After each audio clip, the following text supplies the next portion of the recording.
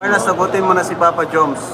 Uy, Firm. Sasagutin ng aba ni Carla itong si Jomar. So, yan po ang ating pag-usapan for today's video, no? So, kung bago ka pa lang sa aking channel, please subscribe po, like, and pakit na rin po natin guys ang notification bell upang ma-update po tayo tuwing ako pinag-upload patungkol sa Team Kalingap. And please support po natin ang buong Team Kalingap, lalong-lalo na po kila Kalingap Rab at Kuya Pa. So, totoo nga ba ang isang comment na kung saan po ay naaktuhan ni Kalinga Prab at nabasa niya mismo ito sa comment section na nakikiusap ang isang netizens na sagutin na nga daw ni Carla itong si Jomar.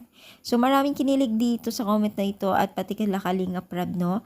Kinilig dito sa comment na ito, no? Talaga naman pong pati kahit saan na ay marami nang kinikilig sa dalawang ito. So guys, yung comment na ito ay walang pawang katotohanan lamang to, ha. Ito ay mga kilig-kilig moment lang at syempre good vibes lamang po ito mga kalingap, no. So yun po ay talagang kapit talaga ang kanilang love team na talaga naman pong umaani sila ng viewers. Talagang marami po talagang nagmamahal sa kanila, no. Talagang kilig na kilig din sila Kalinga Prab dito sa comment section na iyan, no.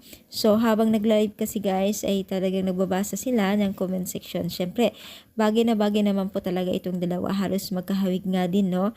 Talagang epektibo talaga yung pagiging isang love team nilang dalawa. Kaya naman po maraming naaaliw dahil patuloy din po ang pagbibigay nila ng kasiyahan sa mga netizens na gaya natin na sumusubaybay at talagang nag-aabang.